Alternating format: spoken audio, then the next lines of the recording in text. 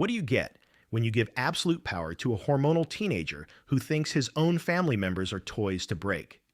You get Liu Ziye, the 16-year-old emperor who turned ancient China into his personal horror movie for 18 months of pure insanity.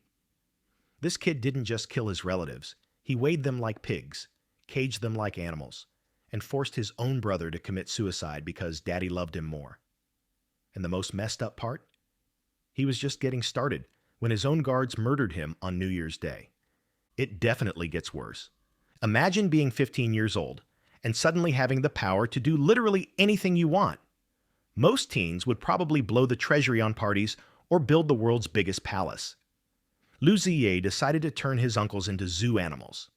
But to understand how a teenager becomes history's youngest family butcher, we need to go back to July 12th, 464 AD, when this psychotic prodigy inherited an empire he was about to paint red with his own family's blood. Liu Ziye was born in 449 AD in the Liu Dynasty, one of the southern Chinese kingdoms during a period when China was split between North and South. Think of it like if America broke apart after the Civil War, and Lincoln never got to put it back together.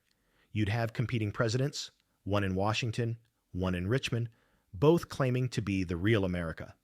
His capital was Jingkong, which is modern-day Nanjing, and from there his family controlled the wealthy Yangtze River region. That's basically like controlling the Mississippi River back when riverboats determined who got rich and who went broke. His dad, Emperor Xiaowu, wasn't exactly winning any Father of the Year awards. The man had his own issues with violence and excess, but compared to what his son would become, he looked like Mr. Rogers. When Liu Ziye was growing up as crown prince, court officials already noticed something was seriously off with this kid. Sure, he was smart enough to memorize all the rituals and ceremonies, but there was something dead behind his eyes. He studied his lessons not to learn wisdom, but to catalog ways to hurt people. Where other princes learned poetry, Liu Ziye was taking notes on power. Here's where it gets creepy. The tutors would later say he asked questions that made their skin crawl. How many cuts does it take before someone passes out from pain? Is drowning or burning a worse way to die? Which poison makes you suffer longest before you croak? Remember, this was a 12-year-old asking these questions. Like imagine if John F. Kennedy at age 12 was asking his prep school teachers about the best way to dispose of a body instead of learning about sailing. Red flag much? The old emperor died in July 464, and boom, the nightmare began. Liu Ziye was barely 15 years old by Western counting when he took the throne. Within hours of his father's death, senior officials were already sweating bullets. They knew what this kid was capable of, and they tried to control him. Two palace advisors named Dai Faxing and Chao Shangji basically tried to babysit the new emperor, constantly reminding him about what happened to previous bad rulers. They thought they could scare him straight. Big mistake. Huge. For a few months, Liu Ziye played along. He performed the mourning rituals for his dead father. He attended court sessions. He pretended to listen to his advisors. But inside, this kid was boiling with rage. This teenager with unlimited power was being told what to do by old men who thought they knew better. Every piece of advice felt like an insult. Every reminder about proper behavior made him angrier. He was the emperor, the son of heaven, and these wrinkled fossils dared to lecture him. It was like if America made a 16-year-old president and then Congress tried to tell him what to do. Good luck with that. By autumn of 465, the mask came off completely. First, he forced Dai Faxing to commit suicide. The man who had tried to guide him was given a simple choice. Kill yourself or watch your entire family die slowly. Guess which one Dai picked? Then Liu Ziye sidelined Chao Shangji, stripping him of all power and influence. With his babysitters gone, the teenage emperor was finally free to show his true nature. And what came next would make seasoned generals puke their guts out. The first thing Liu Ziye did was turn his attention to his uncles. Now, in Chinese imperial politics, uncles were always dangerous. They had royal blood, military connections, and legitimate claims to power. Think of it, like if Robert Kennedy had survived and little JFK Jr. had become president at 15. Uncle Bobby would have been both an advisor and a threat. Most emperors kept them close but watched carefully. Liu Ziye. This kid had a different solution. He ordered 3 of his uncles, Liu Yu, Liu Shuren, and Liu Xiuyu, to be brought to the palace and locked in actual cages, like zoo animals. But hold up. Caging them wasn't enough for this sick teenager. He had them weighed on scales like pigs at a market. Then he gave them new titles based on their humiliation. Prince of Pigs for the fat one, Prince of Murderers for the one who had killed in battle, and Prince of Thieves for the one he suspected of plotting against him. Every single day, he would visit their cages and taunt them, throwing food scraps at them like they were dogs, making them fight each other for his entertainment. This 16-year-old emperor would bring his teenage friends to watch, turning his uncle's humiliation into the ancient Chinese version of a TikTok prank gone way too far. The worst incident happened with Liu Yu, who would later become Emperor Ming. One day, Liu Ziye got bored. You know how teenagers get bored and raid the fridge? Well, this kid decided it would be fun to send his uncle to the kitchen to be butchered like an actual pig. Guards dragged the screaming prince toward the palace kitchens, where the cooks were sharpening their cleavers. Liu Yu was literally moments away from being turned into tomorrow's lunch special when another uncle cracked a perfectly timed joke that changed the emperor's mood. The teenage psychopath laughed and decided to spare his uncle. For now. Think about that for a second. A grown man's life was saved by making a 16-year-old laugh at the right moment. That's like if during the Cuban Missile Crisis, nuclear war was avoided because someone told JFK a knock-knock joke. This is what passed for mercy in Liu Ziye's court. Not being butchered and served for dinner was considered a good day. The entire palace lived in constant terror. Nobles who had served the dynasty for generations were reduced to groveling animals, never knowing if today was the day the emperor would get bored and decide to feed them to his dogs. Ministers would arrive at morning court sessions, having already written goodbye letters to their families, assuming they might not make it home. Imagine if every senator walking into the Capitol had to wonder if they'd make it out alive. But wait, the caged uncles were just the appetizer. While he was tormenting his uncles in cages, a group of senior officials and his grand uncle Liu Yigong were planning to remove this psychotic teenager from power. They figured anything would be better than letting this monster continue. They were planning a coup to replace him with anyone, who wasn't completely bonkers. It was like if Congress tried to use the 25th Amendment on a teenage president who'd gone full dictator. Liu Ziye found out about the plot, and his response? It was so brutal that even hardened soldiers who had seen countless battles reportedly threw up when they witnessed what happened next. The teenage emperor didn't just order executions. Oh no, he personally led the death squad to Liu Yigong's residence. Picture this, a 16-year-old boy, dressed in imperial robes, sword in hand, kicking down his granduncle's door in the middle of the night. It was like if Baron Trump at 16 led a SEAL team to take out his own family members. What happened inside that house became legend for all the wrong reasons. Liu Ziye didn't just kill Liu Yigong, he butchered him slowly, methodically, while the old man begged for mercy. Then he turned to Liu Yigong's 4 sons, who were forced to watch their father die. One by one, the teenage emperor killed them all. Not with quick sword strokes, but with deliberate cruelty designed to maximize suffering. And here's the sick part. He made each son choose who would die next. Can you imagine? He turned murder into a twisted game show where the prize was dying last. It was like Survivor, except everyone actually dies. The most disturbing detail from this massacre? According to court records, Liu Ziye personally gouged out Liu Yigong's eyes and preserved them in honey. He called them pickled ghost eyes and kept them in a jar in his bedroom. He would take them out during dinner parties and show them to terrified guests, laughing about how his uncle's eyes still looked surprised even in death. This 16-year-old was using human body parts as conversation starters, like, hey, want to see something cool? And then boom, pickled eyeballs. Jeffrey Dahmer would have been like, dude, that's messed up. But the killing frenzy wasn't done. Not even close. Liu Ziye then hunted down everyone connected to the plot. Senior officials Liu Yuanjing and Yan Shibo were dragged from their homes along with their entire families. We're talking wives, children, elderly parents, even distant cousins who probably didn't even know these guys. The teenage emperor had learned from history that leaving survivors meant future revenge. So he eliminated entire bloodlines in single nights of slaughter. It was like if the Salem witch trials had a baby with the Red Scare.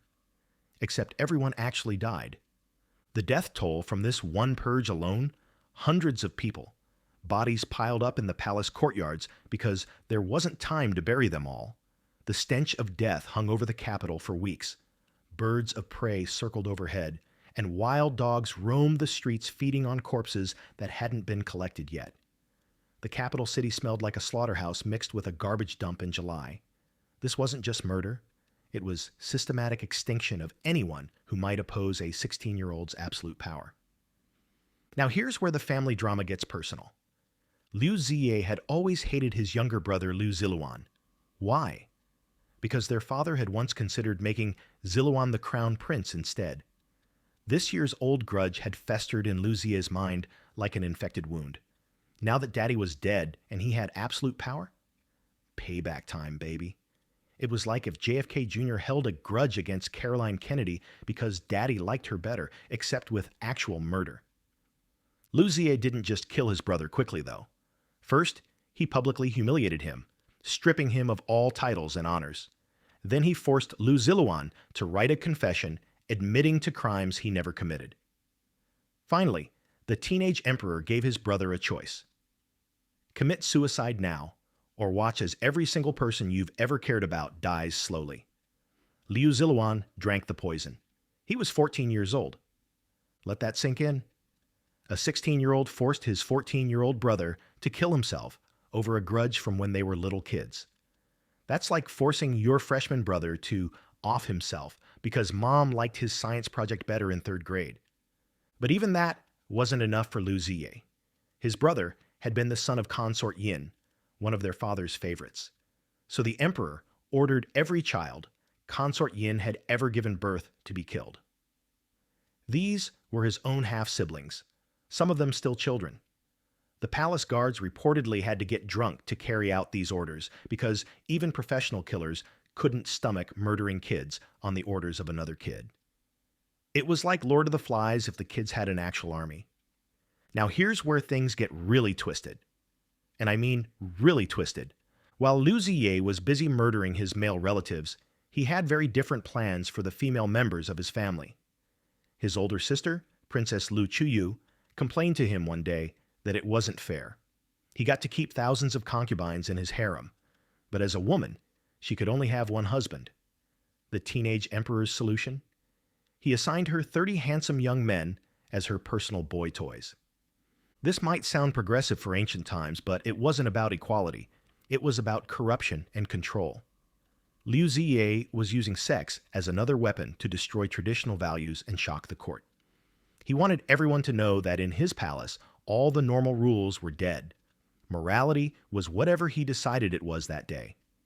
This 16-year-old was basically running the world's most depraved reality show, and everyone in the palace was a contestant, whether they wanted to be or not. It was like The Bachelor meets Game of Thrones, directed by a hormonal psychopath, but giving his sister a reverse harem. That was nothing compared to what he did with his aunt. Princess Xinkai, also known as Liu Yingmai, was his father's sister and married to a nobleman named He Mai. Liu Ziye decided he wanted her for himself. He forced his aunt to become his concubine, parading her around the palace as his woman, while her husband was forced to watch. Yeah, you heard that right. This kid was sleeping with his own aunt and making her husband watch.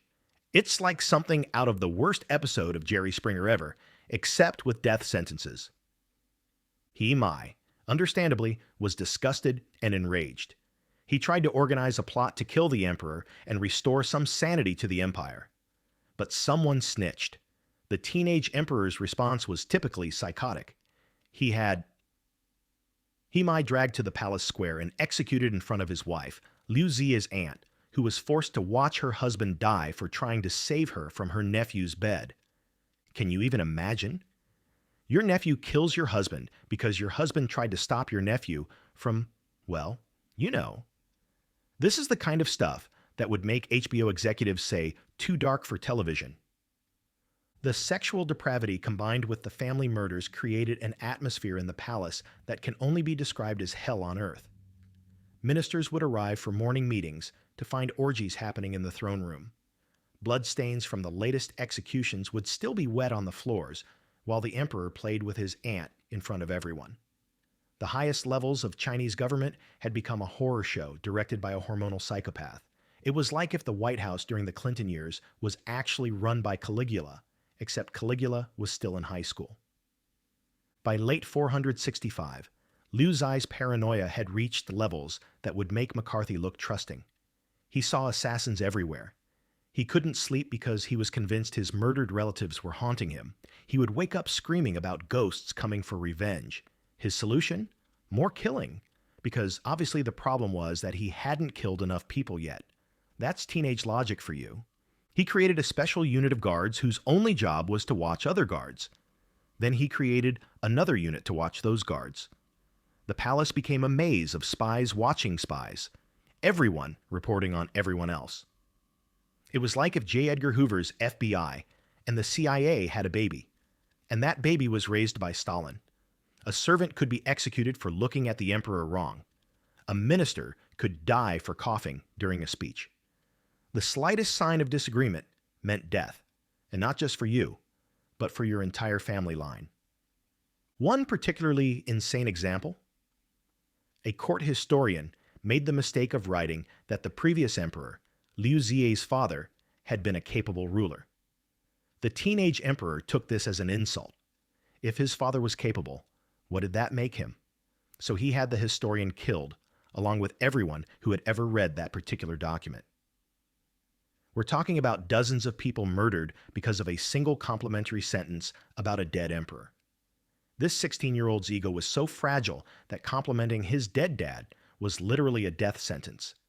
That's like if Nixon had killed everyone who said Kennedy was charismatic. The body count kept rising. By some estimates, Liu Ziye ordered the execution of over 10,000 people during his brief reign. Do the math on that, that's about 20 people per day, every single day for 18 months. The palace drainage systems literally got clogged with blood. They had to assign special crews just to clean the execution grounds because the regular servants kept passing out from the smell. The palace maintenance budget must have been insane. But here's where the teenager finally lost it completely. Even mass murder wasn't enough to quiet the voices in Liu Ziye's head. The teenage emperor became convinced that his victims were coming back as ghosts to torment him. He would see his dead brother in mirrors. He heard his uncle's voice in the wind. The pickled eyes he kept as trophies seemed to follow him around the room. The kid who had turned the palace into a slaughterhouse was now jumping at shadows. Classic case of, I can dish it out but I can't take it. Except the dishes were murder, and the taking it was paranoid delusions. His solution was typically insane. He organized a ghost shooting ceremony. Yeah, you heard that right. A ghost shooting ceremony. On a December night in 465, Liu Ziye gathered his guards in the palace courtyard for a ritual to kill the spirits haunting him.